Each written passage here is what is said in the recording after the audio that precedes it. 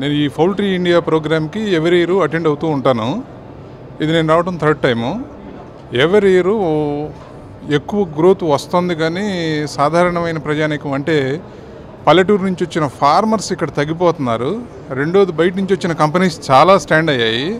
వాళ్ళందరూ రకరకాల ఎక్విప్మెంట్ ఇవన్నీ చూపిస్తున్నారు, కానీ ఫార్మర్ వస్తే అతని లాంగ్వేజ్కిను ఇక్కడ లాంగ్వేజ్కి మ్యాచ్ అవ్వటం లేదు. మీడియేటర్గా ఎవరైనా ఉంటే బాగుంటుందన్న ఉద్దేశం ఉంది, కానీ ఎవరి ఎగ్జిబిషన్కి సరికొత్త విషయాలు తెలుస్తున్నాయి. ఇది ఒక గ్రేడ్ నుంచి పైన మాత్రమే తెలుస్తున్నాయి. లోకల్గా ఉన్న ఫార్మర్సు ఈ అట్మాస్ఫియర్ చూసి కొంత బెదరడం, ప్లస్ ఇక్కడ లాంగ్వేజ్ ప్రాబ్లం ఉండటం అనేది ప్రధానంగా కనిపిస్తుంది.